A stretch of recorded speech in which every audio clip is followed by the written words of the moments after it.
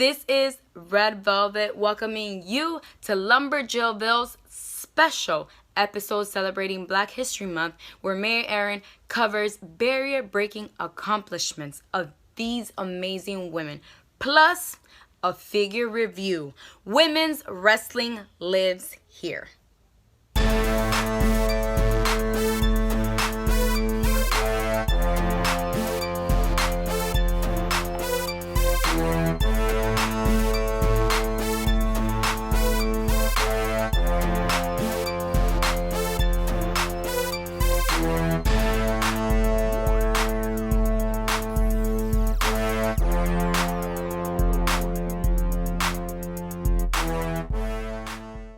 Hey y'all, welcome to Lumberjillville in this very special episode dedicated to celebrating Black History Month.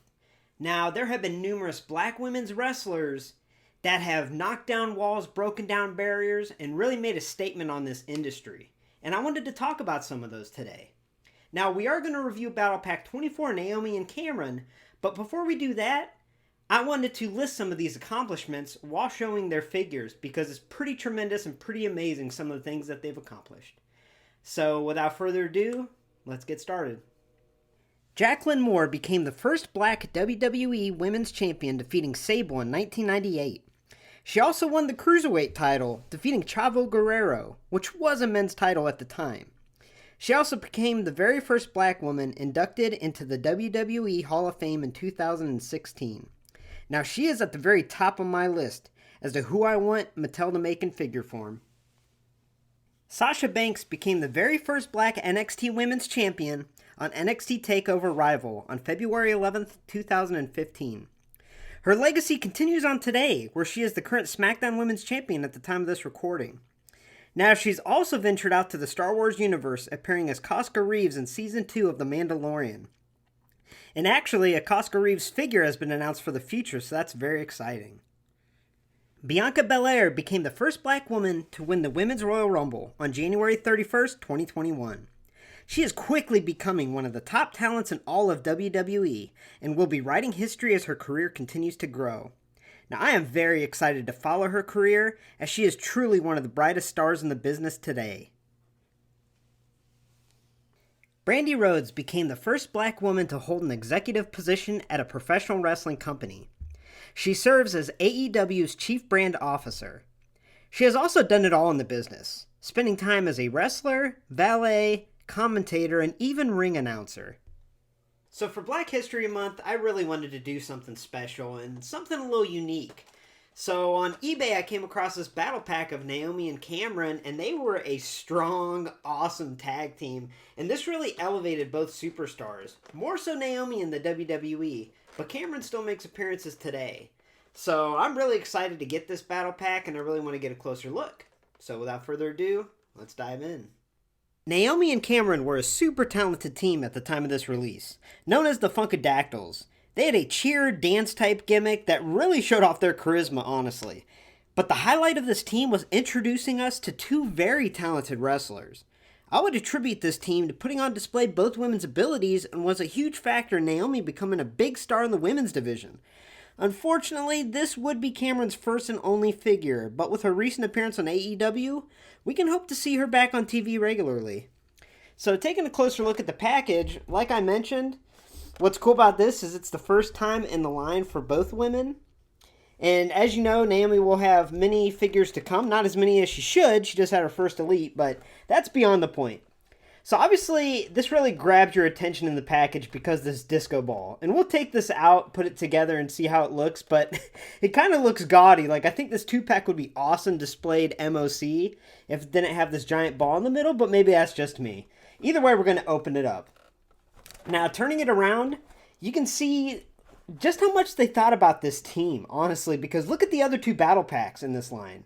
We have The Rock and John Cena, and Seth and Roman, who are still around today. So this is really cool, and it always excites me a little bit when I see that WWE Scratch logo.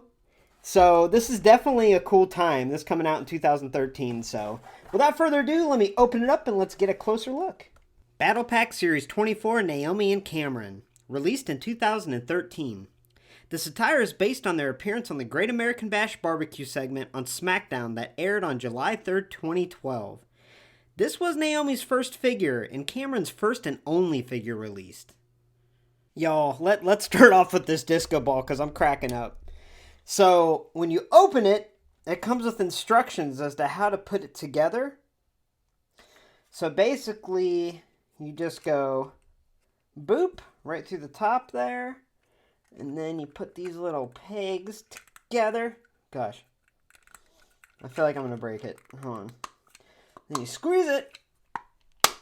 And there we go. We got a disco ball. Now, this surface over time, I mean, I don't know if you could tell, it's pretty yellow. Did I lick it? You bet your bottom dollar that I licked it. And I regretted it. But I am going to try to stick this on something, but I really don't think it's going to stick at this point. You'd probably be better off super gluing it, but yeah, that's pretty cool. I mean, it's a disco ball. That's what it is. So let's start off taking a closer look at Naomi, starting with that scan.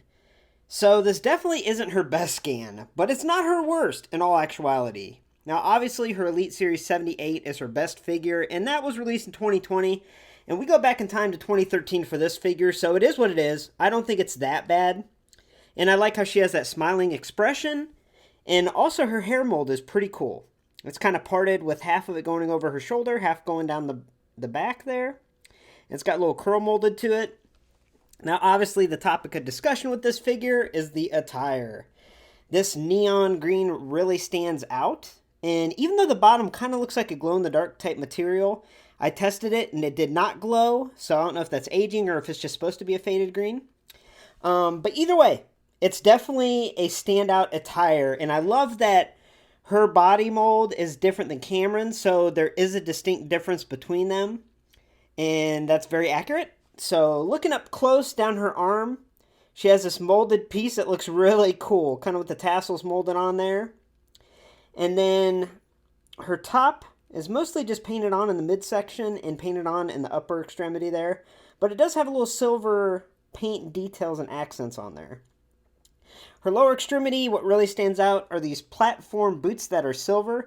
And this is why I said these two simulate that SmackDown segment where they were dancing, because this is not really their wrestling attire. They often wore shorts or shorter tights in the lower half, and they definitely didn't wrestle in platform boots like that, and sprain an ankle. But yeah, this figure does pop, and it's definitely cool. So, that being said, let's move on to Cameron. So, I freaking love this Cameron figure. I mean, honestly, just look at it. She's a beautiful woman, and this is just like the most adorable figure ever. I mean, I love that smiling scan. And remember, this is way before the True FX face technology for scanning. So they did a great job. Also, her body is scaled down, and she has a different body type than Naomi, as I mentioned. Now, this is more familiar with the Sasha Banks figures at the time, so it works out great. She's a lot smaller than Naomi. Now, her attire is very similar to Naomi's, where she has the molded tassels, the green top, the green bottoms, and then the platform boots. Now, what I am going to say is both her and Naomi were an early victim to the paint application error. And what I mean by that is they should have had freaking glitter or metallic paint in their, at least in their top and their little tassels. I mean, even look at the cardboard backing that came with it. You can clearly see that this is the attire that they were based off of. But when you get the figures, it's just a solid green. And it almost looks like it's a glow-in-the-dark type material. But either way, I absolutely love this Cameron. And the fact that it's her only figure and the way it turned out, this is truly one of my favorite figures in my collection now. So I really love it. They did a great job with this. And here's one last look at Battle Pack Series 24, Cameron and Naomi, the Funkadactyls.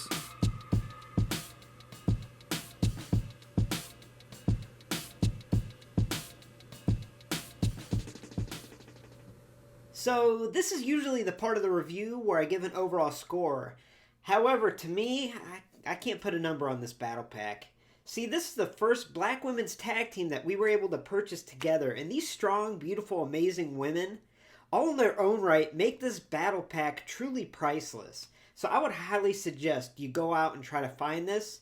And if you're not a fan of their work, be a fan of their history and what they've done. Now, before we move on, I just wanted to add something to them that I think will really make these figures stand out.